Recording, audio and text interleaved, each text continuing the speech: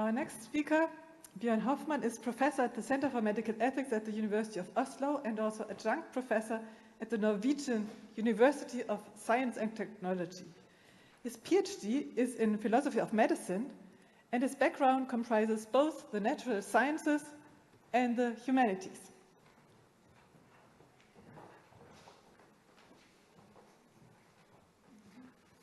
Thank you very much for the invitation. I never had the opportunity to meet Peter Meyer-Abt, but I do collaborate with several researchers. Some of them don't look too different from this one. So, and I'm also very happy to be in Switzerland, both for the nature and for the intellectual environment and capacity, and of course for the good chocolate. And I must admit, despite eating quite a lot of Swiss chocolate, I'm not very high up on the y-axis of this graph. Especially being in Basel is fantastic. When the weather is warm, there are some very nice opportunities to cool down. So I'm from Norway, which is a very, very small country, very far up in the north. And of course, our priorities with regards to research and collaboration is very much influenced by Central Europe, from the UK, but of course also from North America. So collaboration, it is sometimes very difficult and it's certainly not easy. Having the same goal does not a certain collaboration. And sometimes we think it's very important within collaboration to do things right, but sometimes it's more important to address the right things. So that's where I'm coming from. One of the challenges that we've seen in the Scandinavian countries is the silo thinking and the silo way of organizing research. So that's one of the great challenges that we struggle with. And I will try to provide some examples of how we have tried to overcome some of these challenges. Well, with regards to incentives, already several types of incentives have been mentioned, and of course we all have to face with them and we use them. Money is just one of them. Accreditation with regards to publication positions and fundings, and as Søren also mentioned, with regard to data sharing is very important. What we find quite stimulating.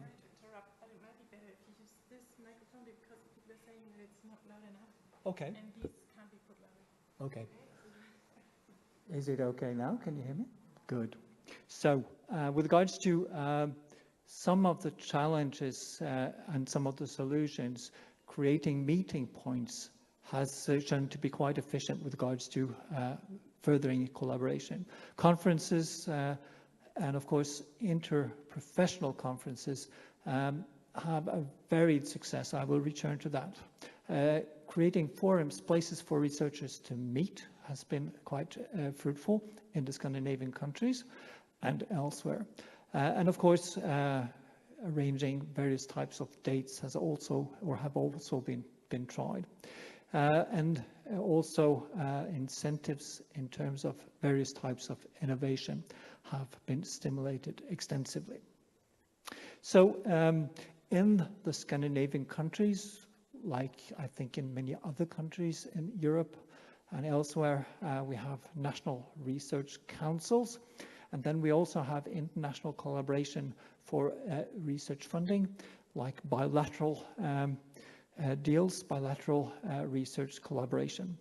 And then we have various types of supranational national research councils and funders, like very extensive Nordic collaboration, but of course, as everybody else in this region, the European collaboration and funding. And then we have quite a large set of foundations. I looked through the Swedish ones, and I found 35 different foundations only in Sweden, financing research. Also in Sweden, for instance, there's a bank having, through a foundation, financing quite a lot of research. And then also, this may be quite unique, at least to some countries. There's a natural lottery system which funds quite a lot of research in several Scandinavian countries. So in the countries, I just want to give you some examples of initiatives that have been taken. Whether they are relevant for Switzerland is, of course, you to decide.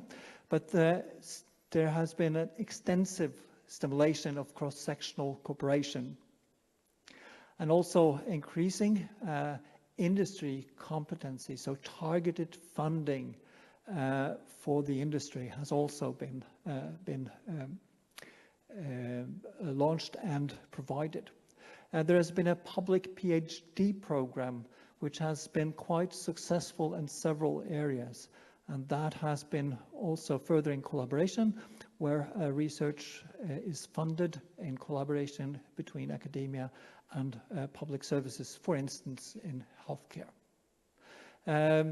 Collaboration between various types of institution has been funded to a specific program. And then we also have a quite large network of regional research-based innovations, so regional innovation. Various types of open research initiatives, and also very high emphasis on collaboration in the proposals and the assessment of impacts of proposals.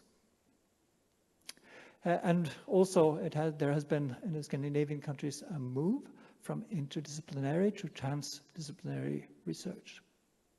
So I will return to how effective this has been. One of the lessons I think can be learned from the Scandinavian countries that top-down initiatives have less impact than bottom-up initiatives. Proposals that are based on previous collaboration seem to work much better than those who are initiated by the call. Organizing various types of forums, meeting points have been successful, and also several rounds of proposal assessment where researchers get more opportunity to know each other and collaborate more efficiently has also seemed to be successful.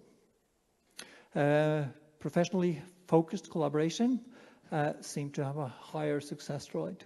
So focusing on the professional interests seems to be a good strategy. So these are the lessons that we've learned, I think, more or less over the last 10, 20 years. So with regards to incentives, what works and what doesn't, do, for instance, publication incentives work? This is an example from Denmark.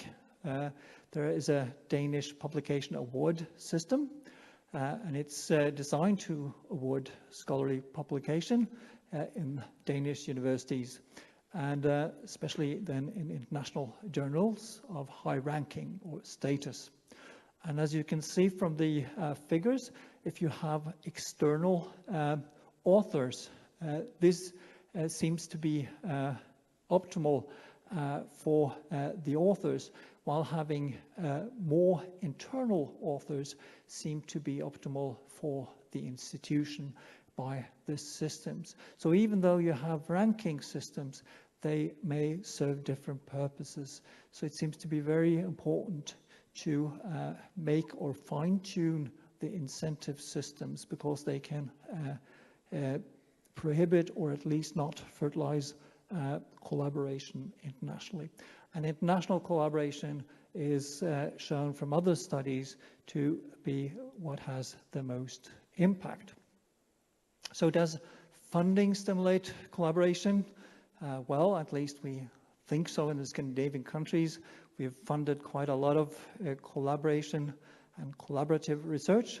But as I quote from 2 studies here, while the impact of funding on productivity is generally positive, the overall impact of collaboration within the funded networks is weak. And from another study in general, there is no clear evidence that a correlation exists between the resort to extramural collaboration and the overall performance of a research institution, end quote. So we have to I think, rethink. The critical question then is, well, what does successful collaboration mean?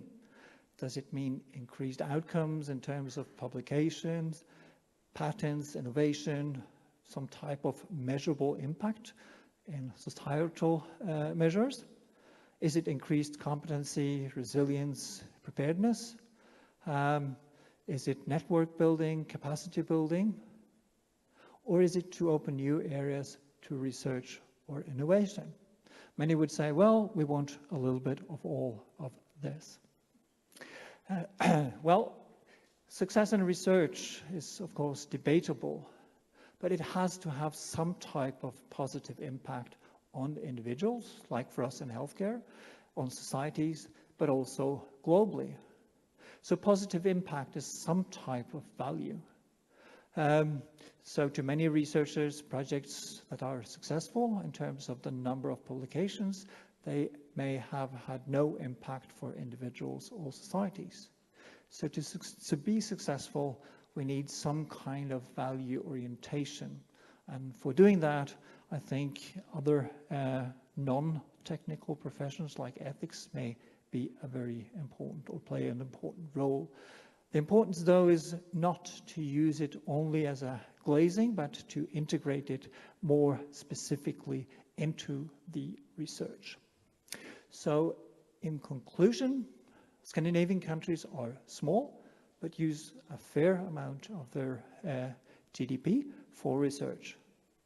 Research collaboration has been stimulated extensively in many ways, as I have tried to show. Only some of these have been successful, I think, in terms of some of the outcomes we have discussed. And with regards to, well, what to do now, I think further initiatives need to go beyond economic incentives and measure more than just publications. Facilitate guest researchers for a longer time.